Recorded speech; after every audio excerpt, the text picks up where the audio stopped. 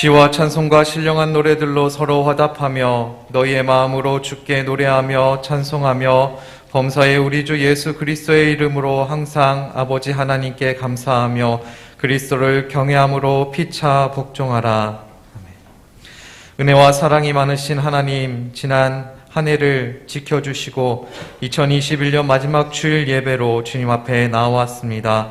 오늘 드려지는 저희의 예배 가운데 함께하여 주시옵고 살아계신 하나님께 경배와 찬송으로 영광 돌리게 하여 주시옵고 한 해를 지켜주신 하나님의 은혜를 기억하며 주님께 온전한 예배를 드리기 원하오니 영과 진리로 드리는 우리의 예배를 기쁘게 받아 주시옵소서. 예수 그리스도의 이름으로 기도드립니다. 아멘.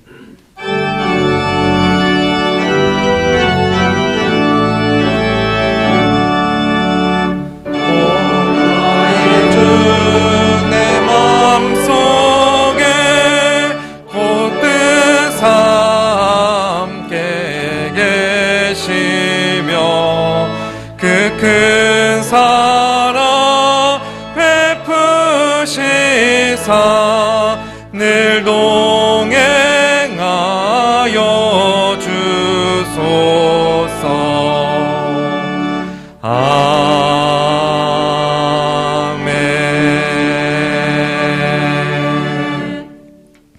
지난 한 주간의 삶을 되돌아보며 하나님과 사람 앞에 지은 죄를 회개하는 참회의 기도를 드리시겠습니다.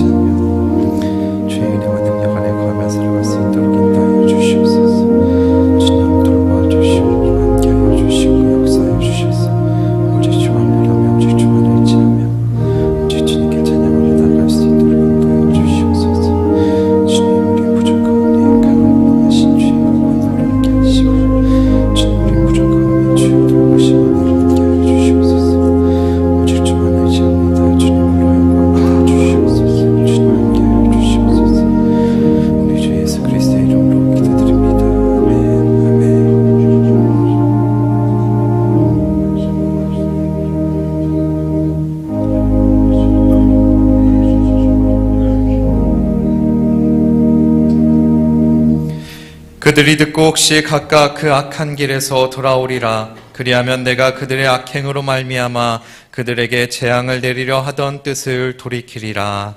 아멘. 성시교독 10번입니다. 여호와는 나의 빛이요 나의 구원이시니 내가 누구를 두려워하리요.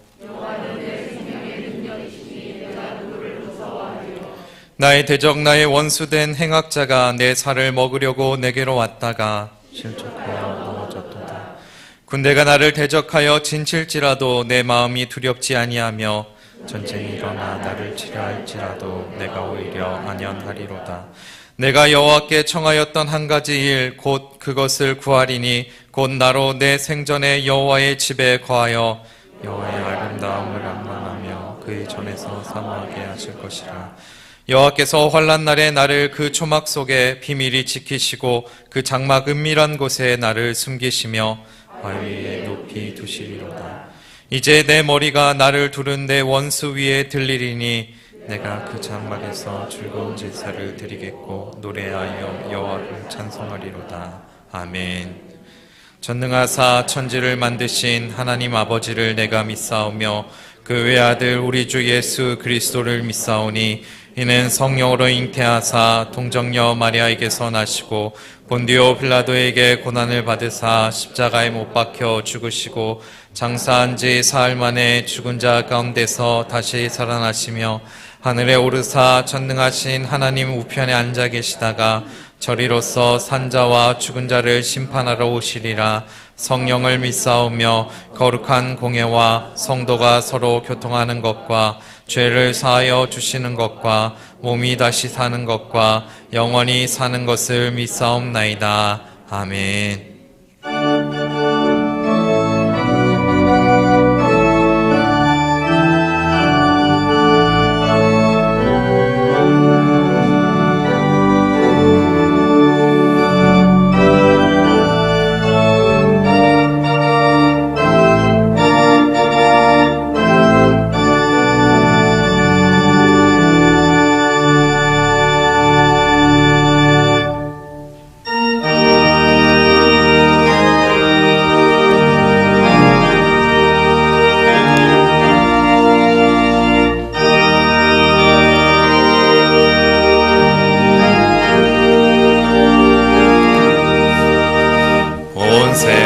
땅이 캄캄하여서 참빛이 없었더니 그 빛나는 영광 나타나 온 세계 빛이었네. 영광 영광의 주 영광 영광의 주 밝은 그 빛 내게 빛이었네. 영광 영광의 주 영광 영광의 주 이 세상의 빛은 오직 주 예수라. 주 말씀을 믿는 사람은 그 마음이 시원하고 주 명령을 준행하는 자 그 길이 환하겠네. 영광 영광의 주 영광 영광의 주 밝은 그 빛 내게 빛이었네. 영광 영광의 주 영광 영광의 주 이 세상의 빛은 오직 주 예수라. 죄 가운데 사는 사람은 그 눈이 어두워도 그 죄악을 씻는 날에는 밝아지네. 영광 영광의 주 영광 영광의 주 밝은 그 빛 내게 빛이었네.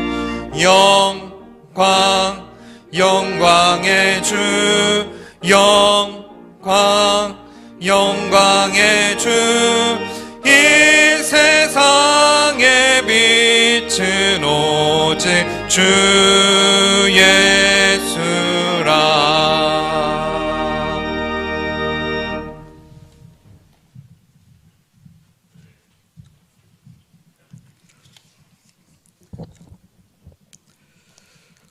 거룩하시고 자비로우신 창조주 하나님 아버지, 저희들을 사망에서 영생으로 구원하시기 위해 가장 천하고 낮은 자리로 오신 우리 주 예수님께 이 시간 연약하고 부족한 저희들이 머리 숙여 신령과 진정으로 드리는 찬양과 경배와 영광을 받아 주시옵소서. 2021년 마지막 주님의 날, 이 시간 저희를 복된 자리로 불러주셨사오니 하나님 아버지, 저희들과 함께하여 주시고 신령한 복으로 채워주시옵소서. 특히 지난 한 해는 계속되는 코로나19로 인하여 모두의 일상적인 삶이 핍박해져 소망이 사라지는 것 같았지만은 지금 되돌아보면 이 또한 하나님의 은혜로 인내하고 승리해온 시간이었음을 깨닫고 주님께 깊이 감사드립니다.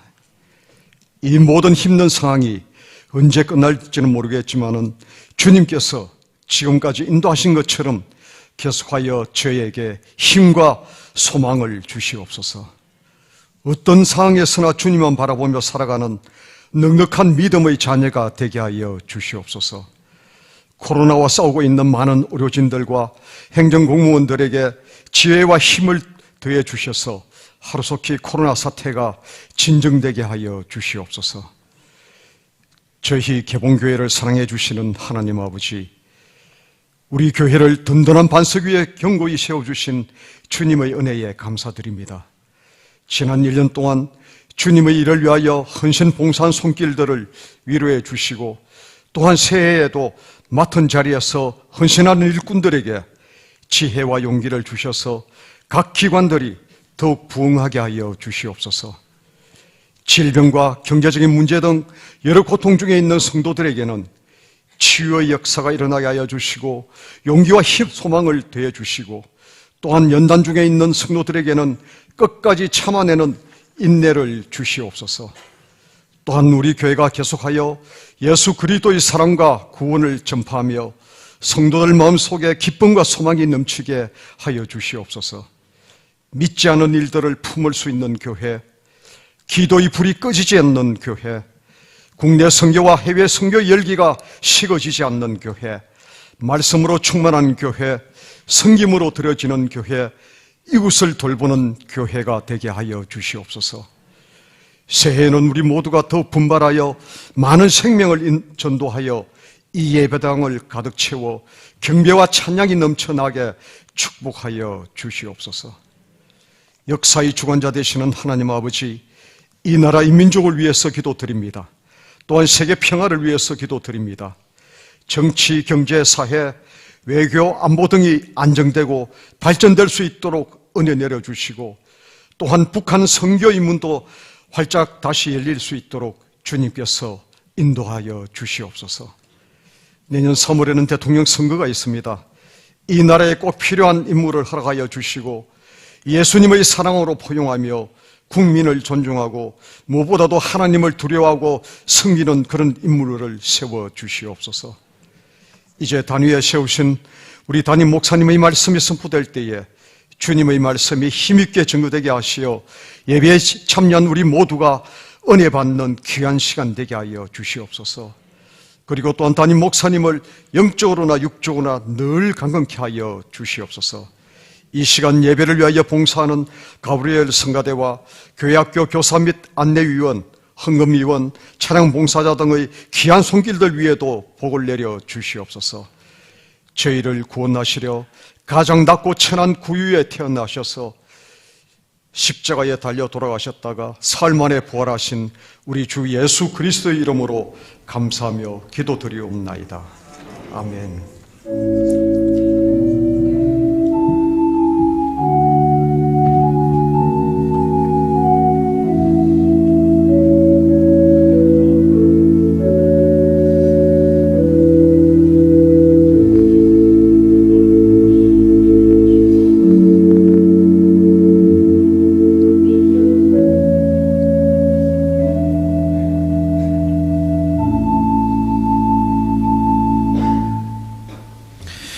오늘 우리에게 주신 하나님의 말씀은 요한복음 1장 1절에서 4절, 11절에서 14절의 말씀입니다.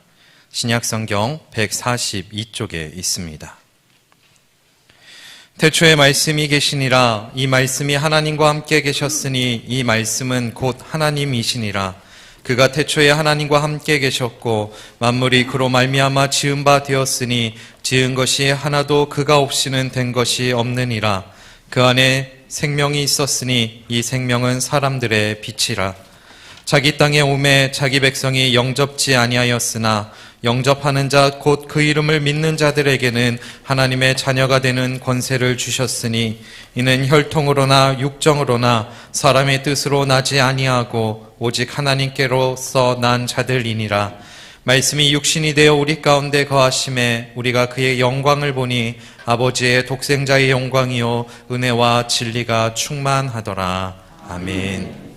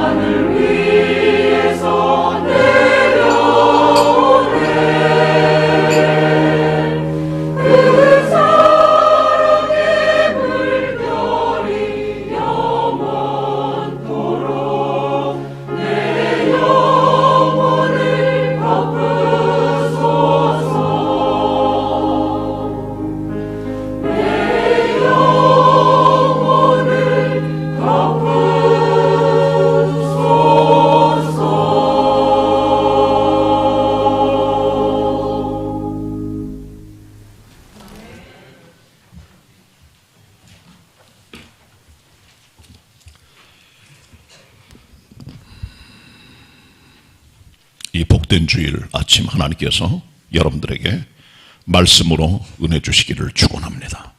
은혜 받으시길 바랍니다. 사복음서에 나타난 예수 그리스도의 성탄에 대한 설교를 계속해 오고 있습니다. 마태복음, 마가복음, 누가복음. 오늘은 요한복음에 나타난 예수님의 성탄에 대해서 상고하는 시간을 갖도록 하겠습니다. 마태, 마가, 누가복음에 나타난 예수님의 탄생 관련된 내용들은 거의 다 사실적인 역사 기술에 의해서 쓰여진 내용들입니다. 스토리텔링의 내용들이 그대로 잘 묘사가 되어 있어요.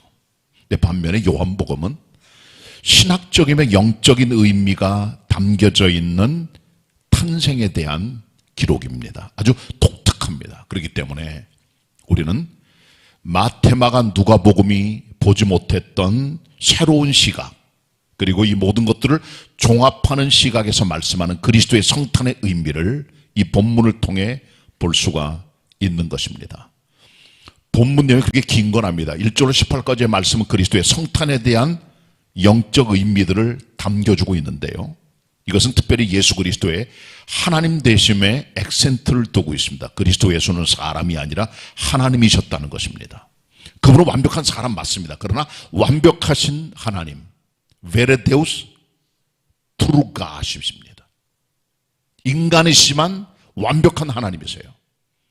역사적으로 많은 사람들이 예수 그리스도를 하나님이 아니라 어떤 신적 존재나 피조물이나 고등적인 천사로 잘못 이해해 왔습니다. 그러나 성경 분명하게 예수 그리스도께서 하나님 되심을 명확하게 말씀해 주고 있고, 그 어떤 말씀보다 요한복음 우리들로 하여금 그리스도 예수의 하나님 되심에 대한 분명한 선언을 해주고 있음을 우리는 보게 됩니다.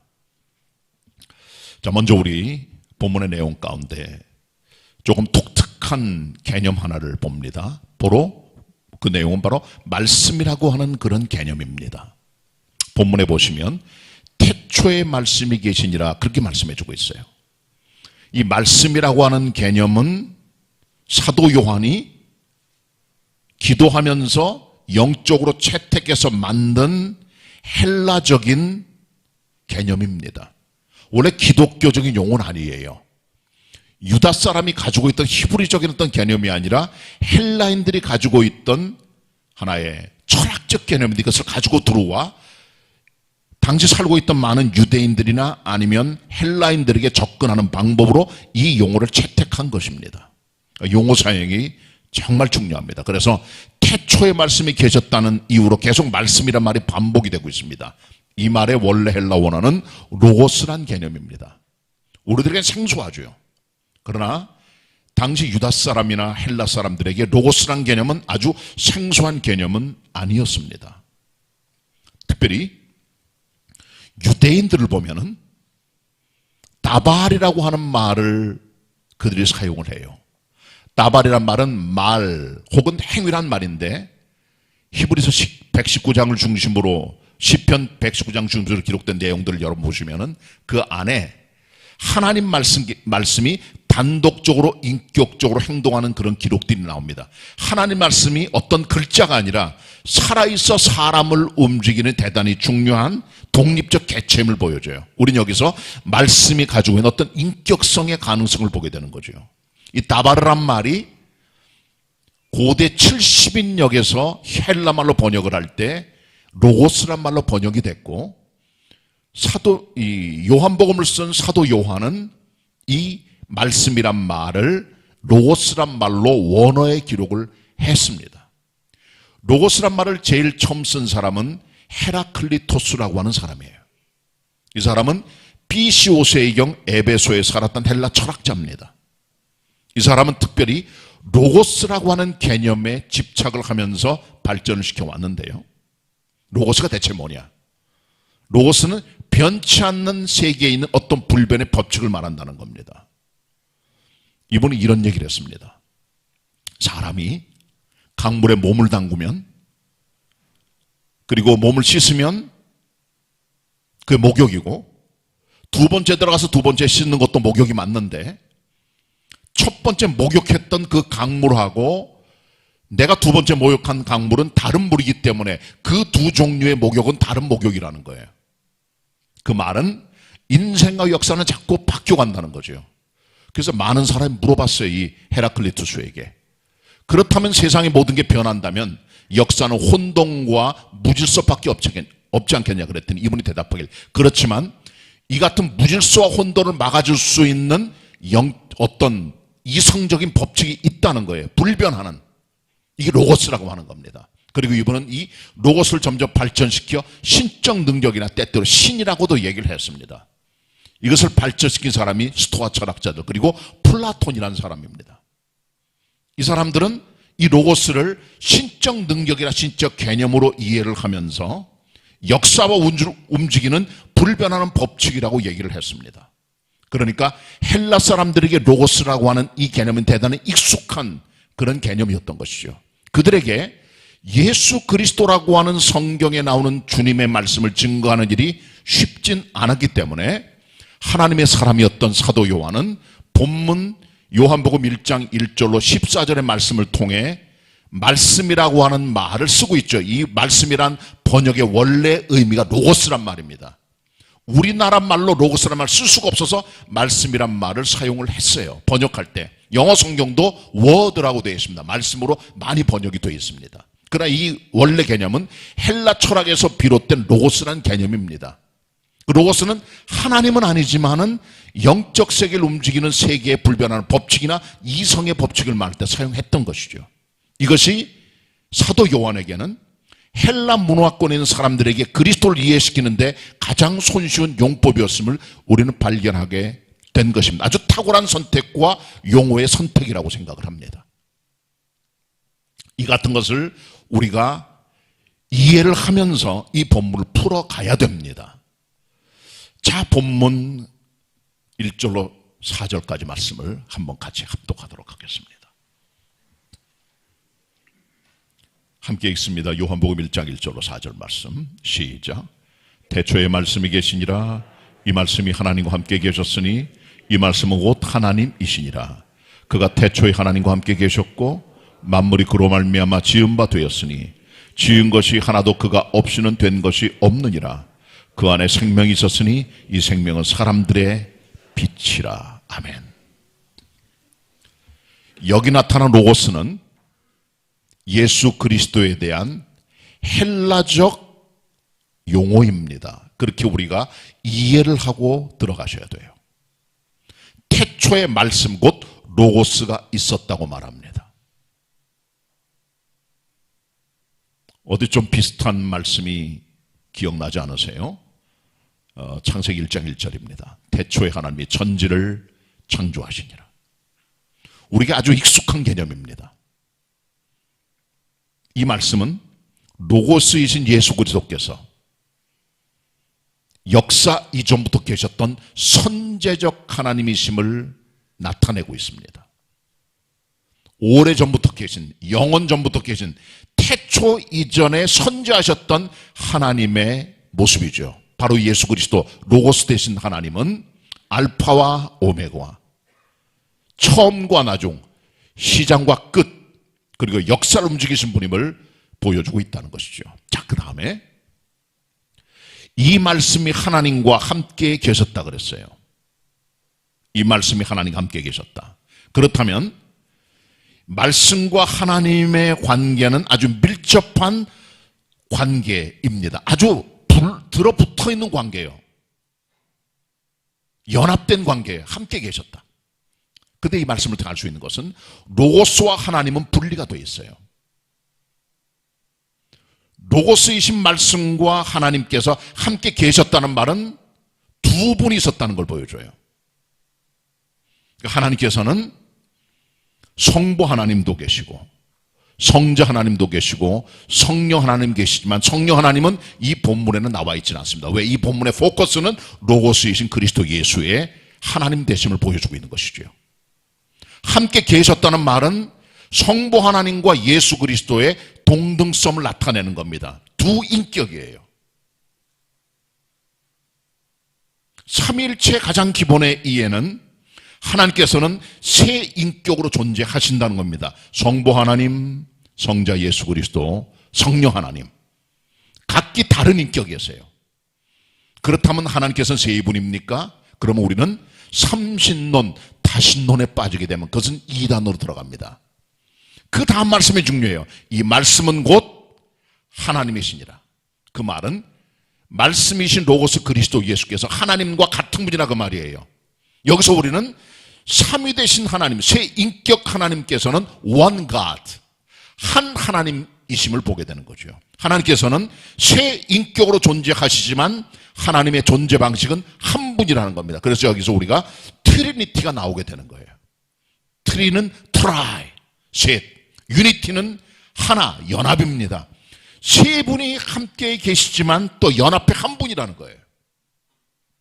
우린 그래서 본문 1절과 2절의 말씀을 통해서 로고스이신 예수 그리스도의 존재 방식은 삼위일체 하나님이시며, 특별히 예수 그리스도 로고스 우리 주님께서는 하나님과 함께 계신 같은 하나님을 보여주고 있는 거죠. 그리스도 예수의 신성, 데이티, 하나님 되심을 강조하고 있는 것입니다.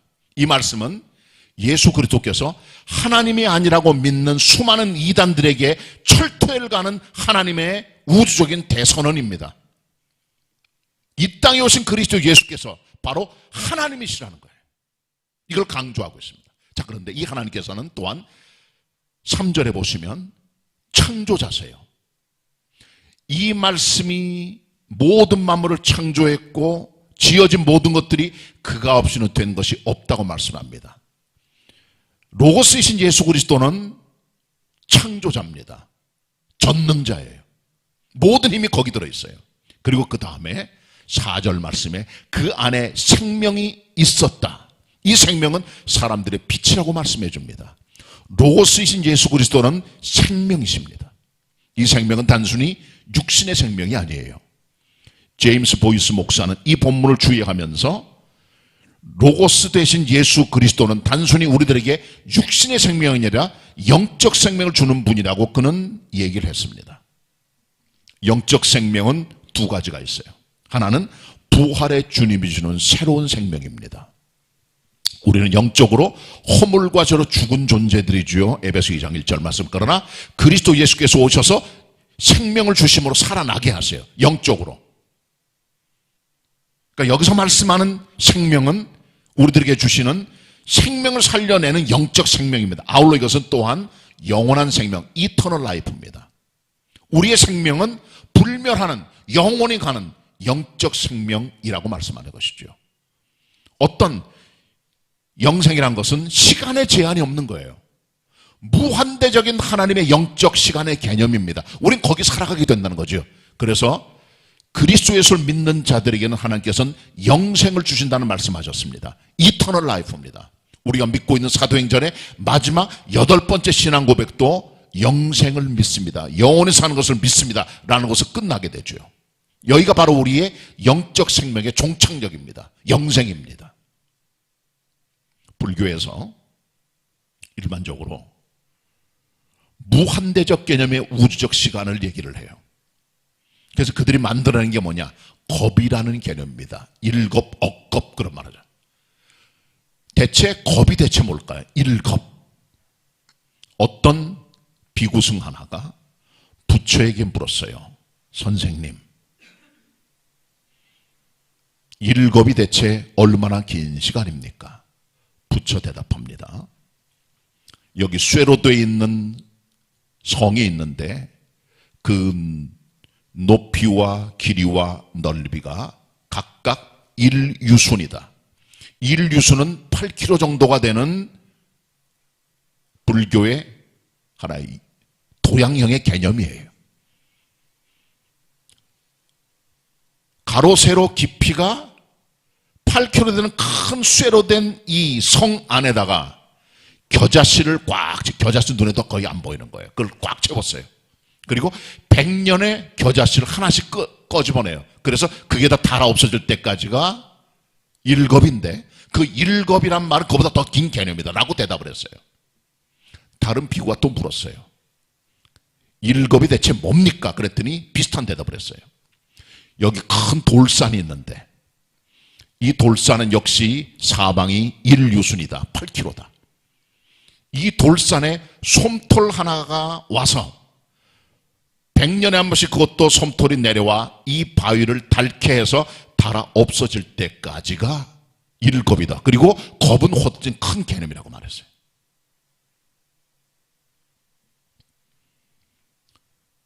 그 말이 좀 우습지요.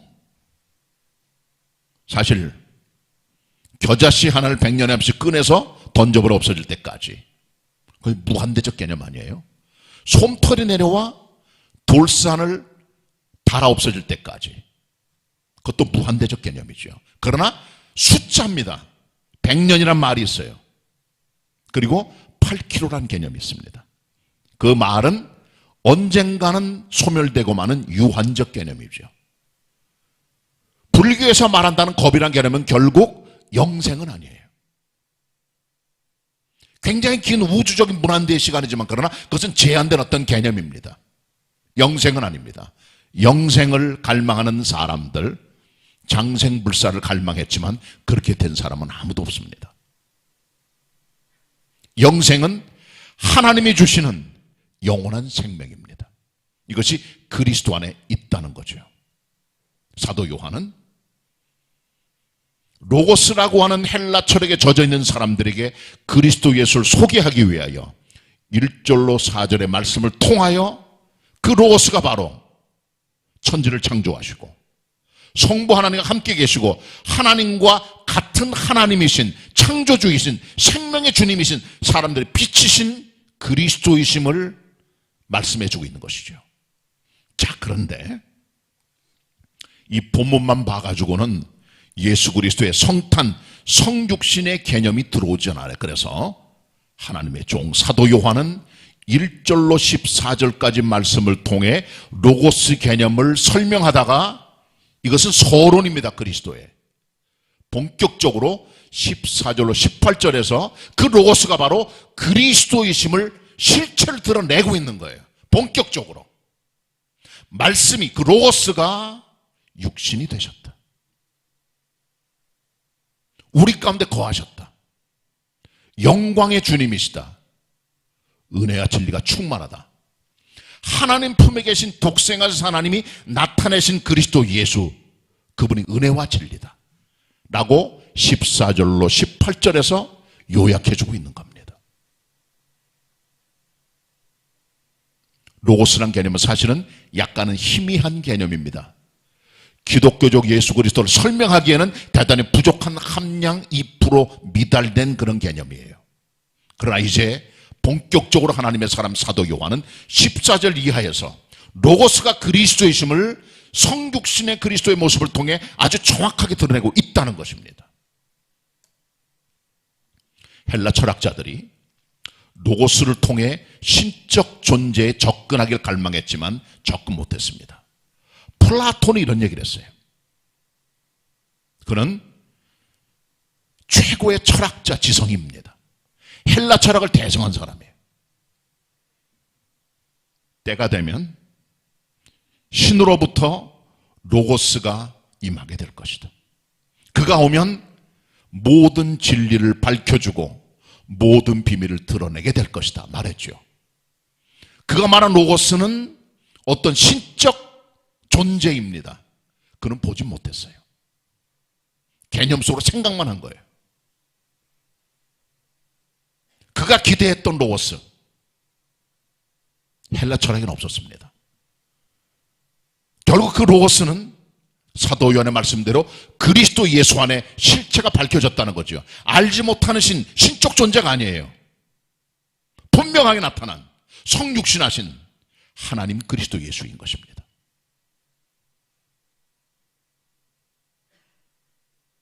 헬라 사람들은 예수 그리스도를 말하면 잘 몰라요. 그래서 로고스 개념을 서론에 도입하면서 본체이신 그리스도 예수를 결정적으로 하나님의 종 사도 요한은 드러내고 있는 것입니다.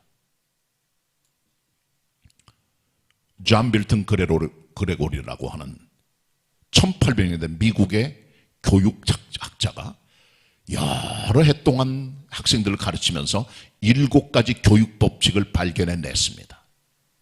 그 7가지 중에 하나가 뭐냐 하면 학생들을 가르칠 때는 기지의 사실로부터 미지의 진리를 가르쳐야 된다는 거예요. 기지는 이미 알고 있는 거, 진리의 하위 개념, known, 알려진 것, 이해하기 쉬운 것, 거기서부터 업그레이드된 unknown, 미지의 세계, 알지 못하는 세계로 끌어올리라는 겁니다. 그래야 학생들이 이해한다는 거예요. 갑자기 힘든 미지의 것을 가르치면 충격이 와서 수용이 안 되는 거예요. 그렇기 때문에 사람들이 알고 있는 평소의 삶의 얘기들을 얘기하면서 결론을 끌어내요. 그들의 어떤 진리의 이해를 업그레이드 시켜서 높은 데를 끌고 가는 것이죠. 그래서 그가 말한 것은 known to unknown, 기지로부터 미지인 것입니다.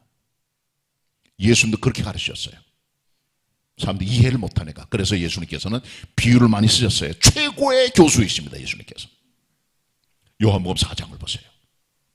예수님 자신이 마시면 목마르지 않은 생수이심을 가르치기 위하여 H2O를, 물질적인 물을 사마리아 여인과 대화를 통해 보여주신 것이죠.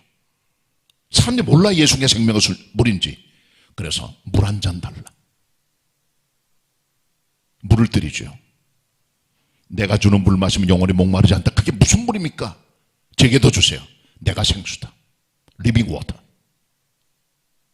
우리가 알고 있는 먹고 마시는 가라지 않는 물을 통해 영원한 생수 그리스도의 말씀으로 업그레이드 시키는 진리를 가르쳐 주신 거예요. 요한복음 6장, 예수님께서는 내가 생명의 떡이라는 말씀하시기 전에 그들이 이해할 수 있도록 오병이어의 기적을 통해 예수님께서는 떡으로 사람을 배불리 먹이시는 주님을 말씀하셨고, 주님께서는 이 말씀을 통해 이것을 업그레이드 시켜 내가 바로 생명의 떡이다. 너희가 먹고 마시는 이 땅의 떡은 먹으면 목마르지만, 배고프지만, 그러나 내가 주는 이 떡을 먹으면 영원히 목마르지 않는 영생과 생명의 떡이라는 것을 주님께서 업그레이드 하시면서 말씀해 주신 것이지요. 기지의 세계에서 미지로 가르쳐 주신 것입니다. 요한복음 9장, 소경의 눈을 뜨게 하셨어요. 그리고 말씀하십니다. 내가 세상의 빛이다. 하나님의 생명의 빛을 말씀하기 위하여 소경의 눈을 열어주신 것이에요. 요한복음 11장, 나사로를 살려내십니다. 난지 사흘이 됐습니다. 그걸 살려내며 냄새가 납니다.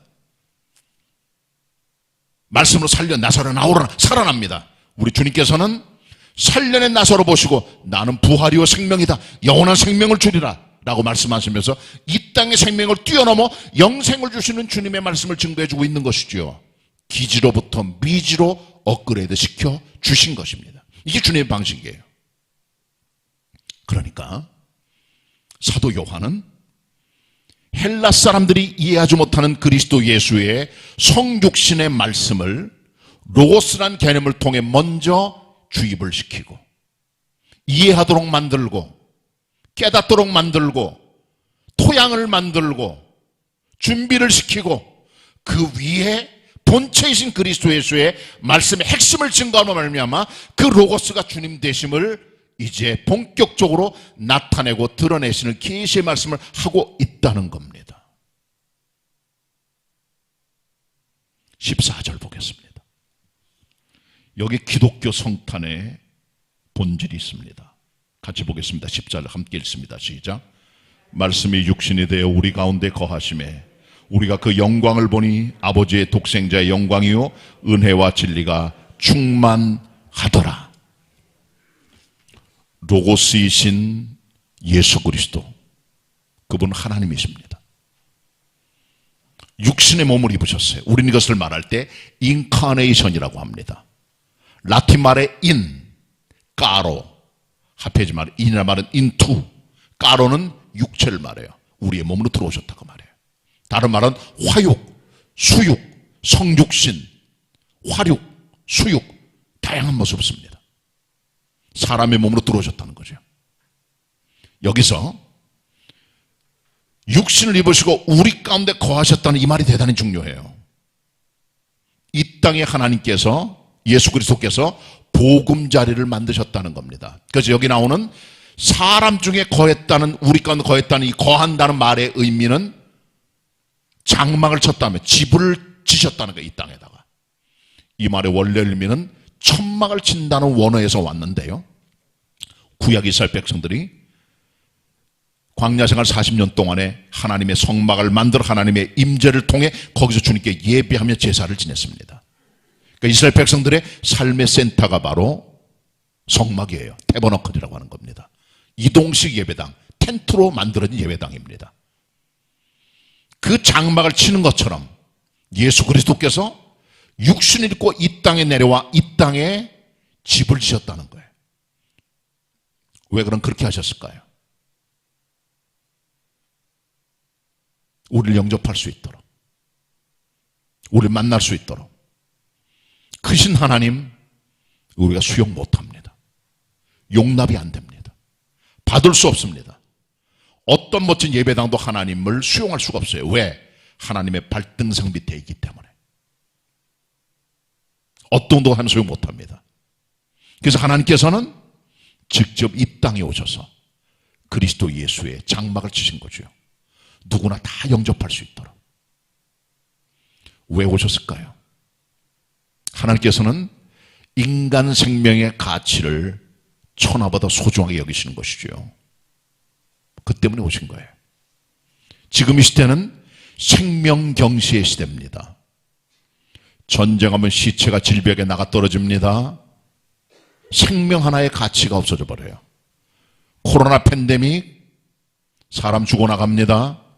더 큰 질병이 왔을 때는 엄청난 시신이 길바닥에 버려집니다. 특별히 흑사병이 왔던 중세기 시대나 종교개 시대에도 그런 일들이 비일비재했습니다. 생명 경시가 돼요. 임신 중절 생명이 무시됩니다. 각종 사고들 생명이 경시됩니다. 생명이 하루살이 목숨이에요. 군인들이 갖고 있는 생각이 뭔지 아세요? 목표 탈취를 위해서는 소대 병력 하나쯤 죽어도 돼. 희생이 필요해. 목적을 위해서는. 전쟁이란 군대 가치는 한 생명 가치를 무시합니다. 병도 마찬가지입니다. 방역 같은 거 할 때도 몇 명쯤 죽어도 괜찮아. 실험적으로 죽어. 다른 사람 살리고. 백신 개발해. 몇 명 죽지 뭐. 발열하고 호흡곤란하다 죽어버리지 뭐. 그 나머지 살려. 더 많은 사람 살리니까. 기독교적 멘탈리티는 아니에요. 예수님께서는 한 영혼이 천하보다 귀하다고 말씀하셨어요. 한 생명이라도 우습게 여기거나 경시 여기는 것, 기독교 아닙니다. 그리스도의 사람들은 어떤 결단을 낼 때 한 영혼에 대한 소중함을 아는 믿음의 가치를 알고 살아야 돼요. 왜? 예수께서 그래서 이 땅에 오신 거예요.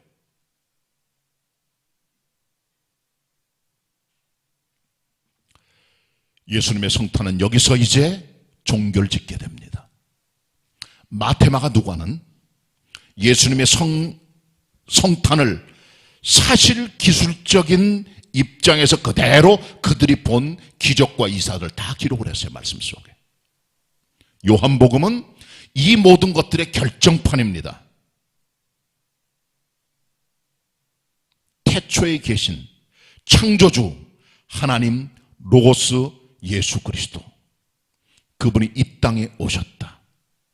그러나 사람들이 영접하지 않았다. 그를 배척하고 밀어내고, 그러나 그 예수 그리스도 로고스 되신 하나님을 영접하는 자, 믿는 자들에게는 하나님의 자녀가 되는 권세를 주시겠다고 약속하시다. 이것은 혈통, 육종, 사람의 뜻이 아니라 하나님의 뜻대로 난 자들이라고 말씀해주고 있죠. 그런 의미에서 오늘 본문 가운데 기록되어 있는 12절의 말씀은 예수 그리스도의 성탄의 최종 결정판이 되는 거예요. 복음서의 성탄의 마지막 결론은 우리가 하나님을 수용할 수 없으니까 우리를 영접할 수 있도록 인간의 형태로, 영접한 형태로 오신 하나님이신 그리스도 예수의 모습을 보여주고 있고, 이것이 성탄이며 그 주님을 영접하라는 초대의 말씀으로 이 본문은 마무리 짓고 있다는 겁니다. 11절로 13절 같이 보도록 하겠습니다. 합독합니다. 11절로 13절 시작. 자기 땅에 오매 자기 백성 영접지 아니하였으나 영접하는 자 곧 그 이름을 믿는 자들에게는 하나님의 자녀가 되는 권세를 주셨으니 이는 혈통으로나 육종으로나 사람의 뜻으로 나지 아니하고 오직 하나님께로서 난 자들이니라. 예수님이 땅에 오셨습니다. 예수님 당시에 이스라엘 백성들 구약의 예언서의 성취가 주님인 걸 알았어요. 그러니까 그걸 밀어냅니다. 배척합니다. 영접 안 합니다. 왜? 그분이 들어오면 어둠이 드러나니까. 빛으로 오기 싫어하여 주님을 밀어내고 그분의 십자가에 못 박은 거죠. 그러나 주님을 영접하면, 이름 믿으면 하나님의 자녀 권세 주시겠다고 약속하셨죠. 믿음이란 턱을 넘어가는 거예요. 자아의 턱, 종교의 턱, 신앙의 관습의 턱 뛰어넘어가는 거예요. 하나님의 구원의 은혜는 혈통으로 되는 건 아니에요. 믿는 부모 밑에 믿는 자녀 나오는 것 아닙니다. 종교 관습이 우리를 믿음의 사람으로 끌어가는 것 절대로 아니에요. 신앙의 여러분의 연조가 5대, 6대, 7대, 100대라고 해도 아무 소용없어요. 인간적 계산입니다. 혈통으로 구원되는 거 아니에요. 육정, 친구 교회 가자고, 연애하는 남자 교회 나오라고, 그렇게 구원되는 거 아니에요. 세례 받고 할 수 있어요, 가짜로. 그게 구원은 아닙니다. 사람의 뜻, 남편의 아내 교회 가자고, 아내가 남편 교회 가자고, 그렇게 예수 믿게 되는 것 아니에요. 하나님께서 주셔야 돼요. 이것은 주님을 영접하라고 부르시는 주님의 초대에 응하는 턱을 넘는 우리의 결단에서 비롯되는 것입니다. 하나님의 은혜가 임하여, 그 뜻이 임하여 우리 안에 턱을 넘는 결단을 통해 우리는 하나님의 식으로 들어가요. 자아 껍질을 깨고 종교 껍질을 깨고 그 안에 들어가게 되는 겁니다.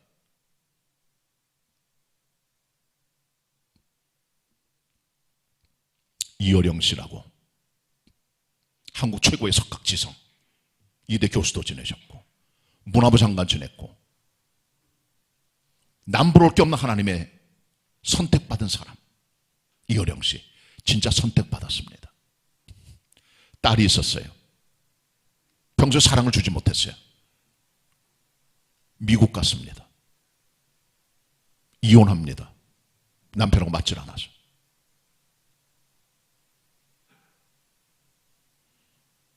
그 딸이 갑상선 암을 2번 수술을 해요. 외손자는 과잉 행동 증후군으로 힘들어하고 나중에 세상을 떠납니다. 딸은 망막이 손상돼 앞을 보지 못하는 상태로 점점 가게 되죠. 이현영 씨는 최고의 석학이고 못할 게 없는 사람이었어요. 그가 넘을 수 없는 것, 앞을 못 보게 될 딸의 병을 치료할 수가 없는 거죠. 자기가 딸을 만나려고 하와이로 갑니다.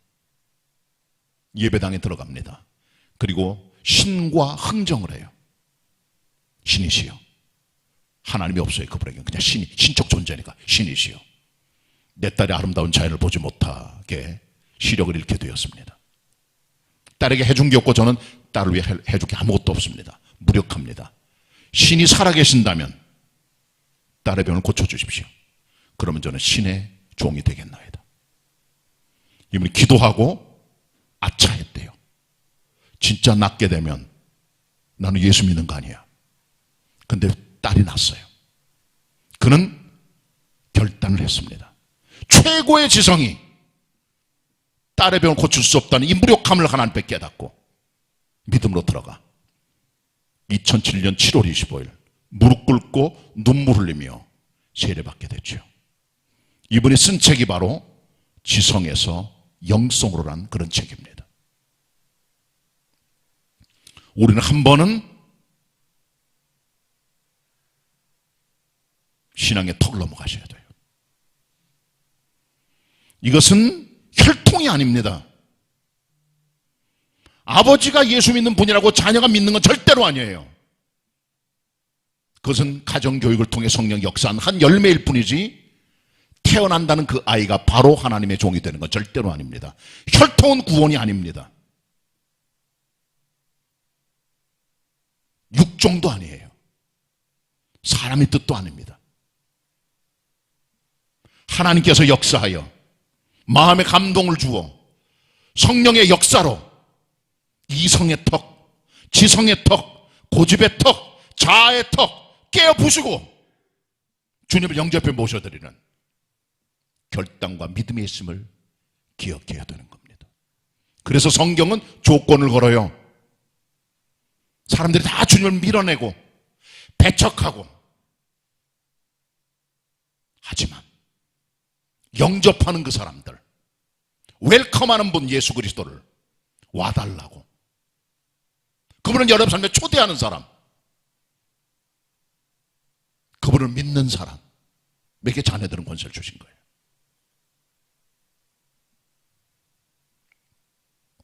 이 자녀의 권세입니다. 권세는 능력이 아닙니다. 단순한 헬라어는 엑수시아라, 엑수시아. 이것은 authority를 말해요.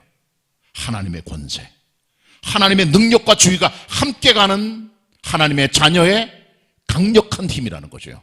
아들로서의 강력한 파워를 가지게 된다는 거예요. 누가? 성탄의 주님을 받은 사람들이.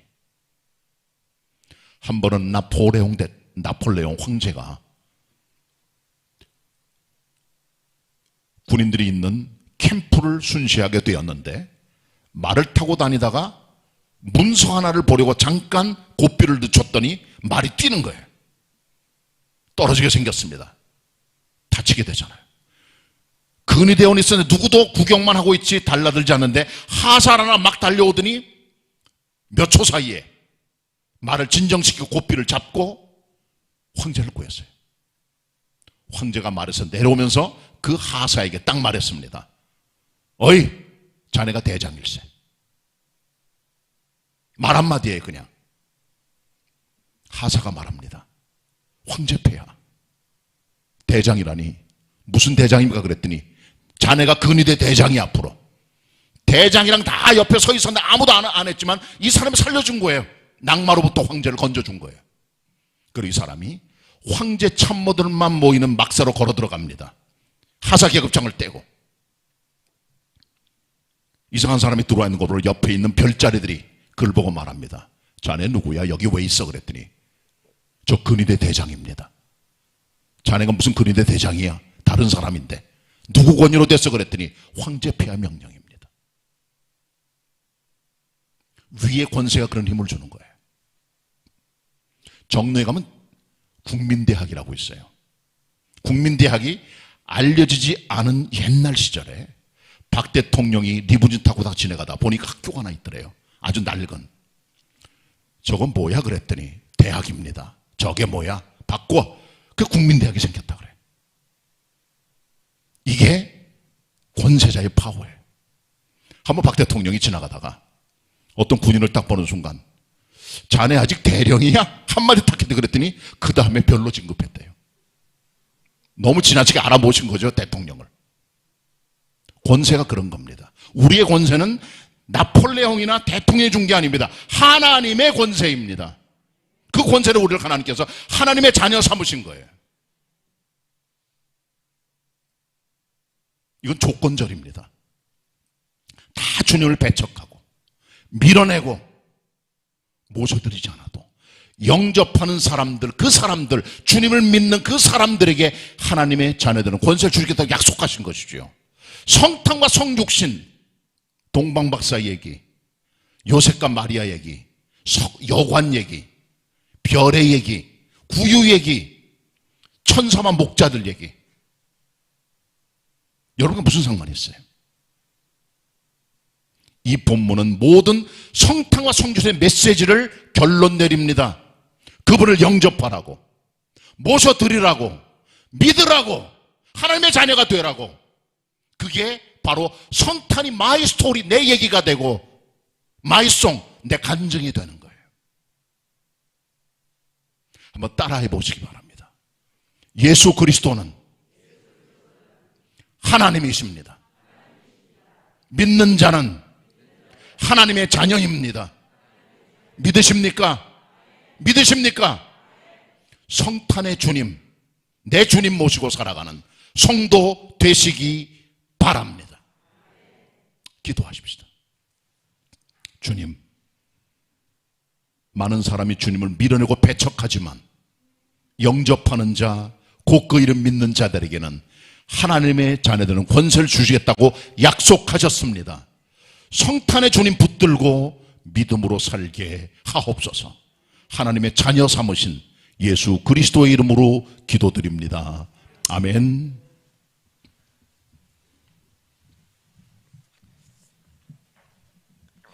은혜 받은 말씀을 생각하시며 찬송가 95장 찬양하시겠습니다.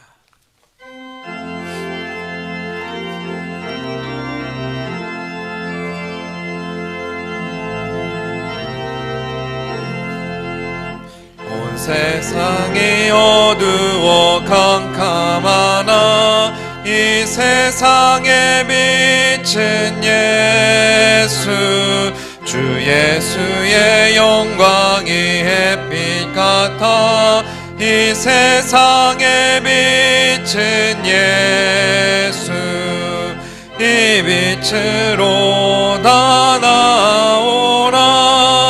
밝은 그 빛 날 비추어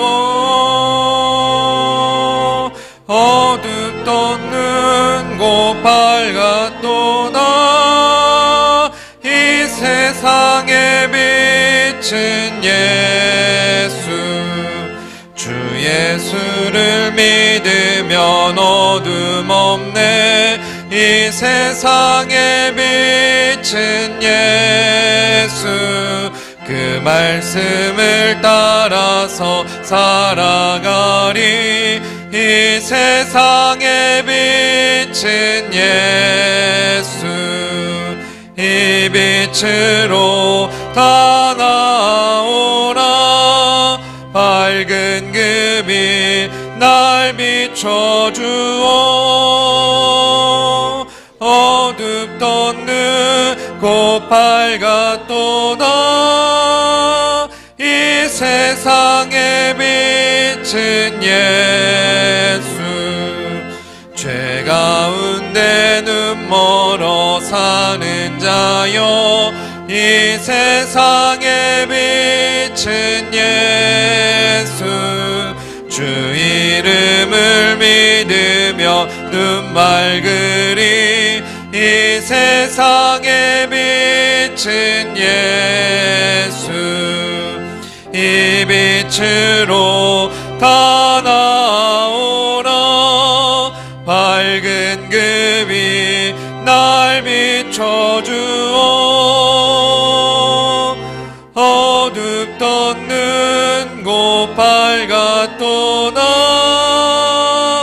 이 세상에 비친 예수, 저 천국의 햇빛이 쓸데없네. 저 세상의 빛도 예수, 그 높으신 곳에도 빛이시라. 저 세상의 빛도 예수, 이 빛으로 다 나오라. 밝은 그 빛 날 비춰주어 어둡던 눈 곧 밝았도다. 이 세상에 비친 예수. 믿음과 정성으로 하나님께 예물 드리실 때 사랑의 헌금도 같이 드리시겠습니다.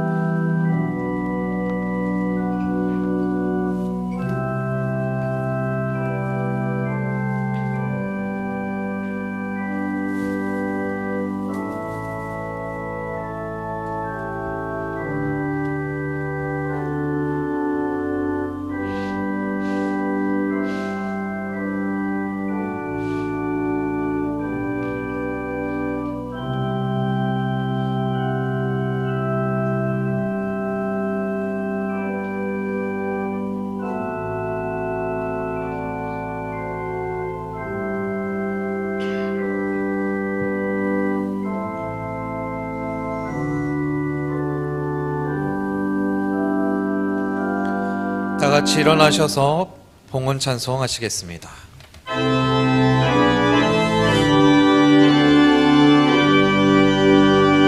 모든 것이 주께로부터 왔으니 이 예물을 주께 바치나이다.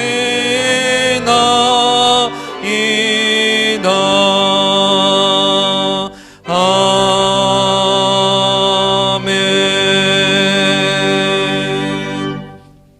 동방 박사들 별을 보고 찾아와 베들레헴 예수님 계신 집안에 들어가 여러 사람이 있었지만 오직 아기 예수께 경배하고 보배 압류로 황금 요양 모략 드린 것처럼 저희들 11조로 주일 헌금으로 감사의 물로 건축을 위하여 해외 선교를 위하여 사랑의 헌금으로 성탄 헌금으로 예물 드려 주님을 높여드립니다. 저희들의 예물과 마음을 흠양하여 주시고 우리가 높임을 받으시고 경배받으실 하나님으로 좌정하여 주옵소서.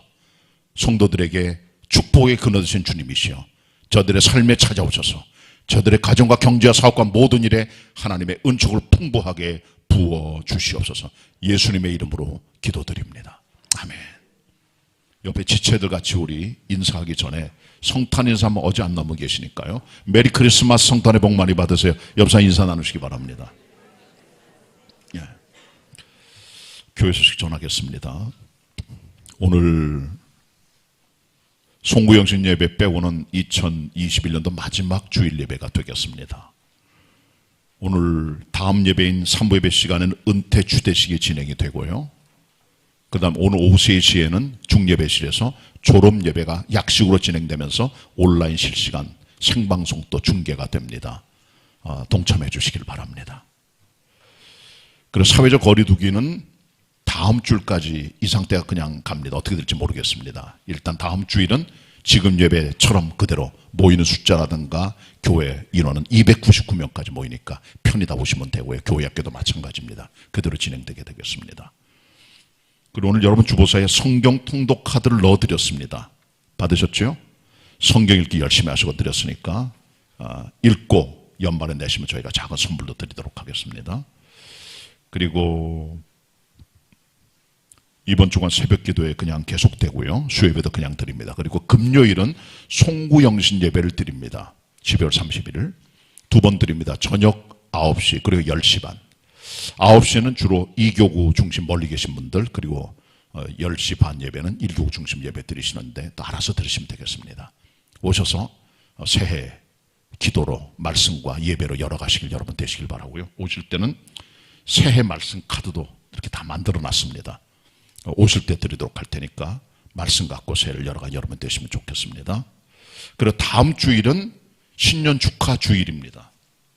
나눠드린 봉투 뒷면에 신년 감사헌금 봉투 뒷면에 기도 제목이 있어요. 여기다 기도 제목 쓰시고 함께 내시면 교육자들이 보고 함께 기도하는 그런 시간을 갖도록 하겠습니다.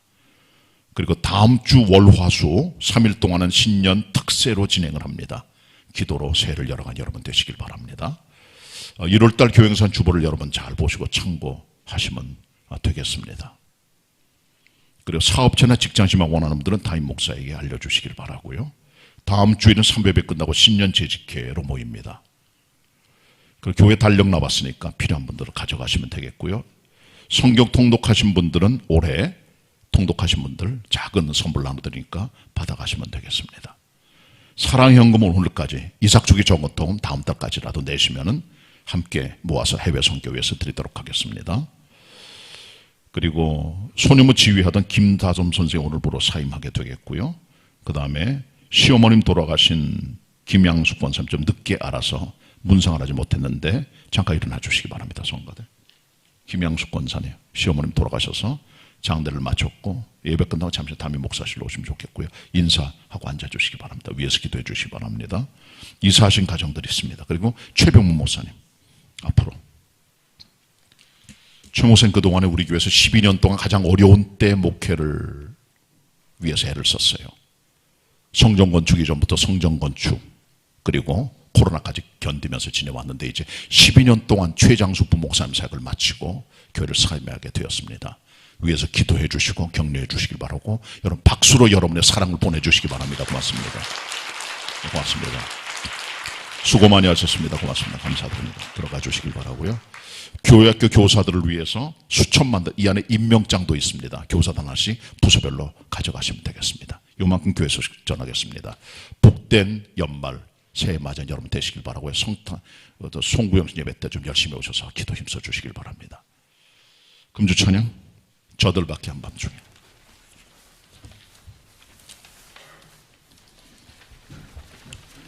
먼저 1절 다 같이 부르시고, 2절은 성가대만 부르시고, 4절은 다 같이 일어나서 부르도록 하겠습니다. 저들밖에 한밤중에. 앉아서 4절 할 때 일어나세요. 저들밖에 한밤중에 양틈에 자던 목자들 천사들이 전하여 준 주나신 소식 들었네. 노엘 노엘 노엘 노엘 이스라엘 왕이 나셨네. 성가대만 2절 힘차게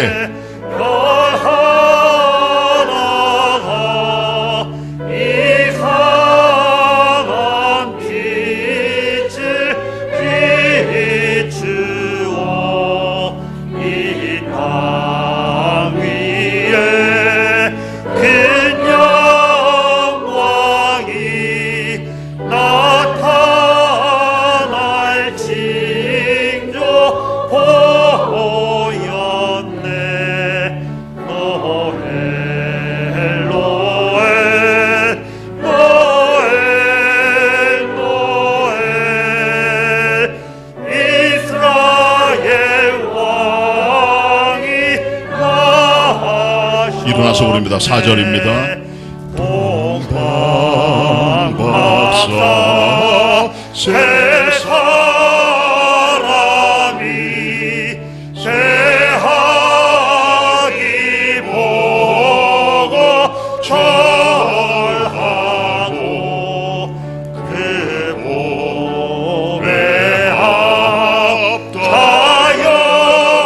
열어서 세 가지 예물 드렸네. 노엘 노엘 노엘 노엘 이스라엘 왕이 나셨네.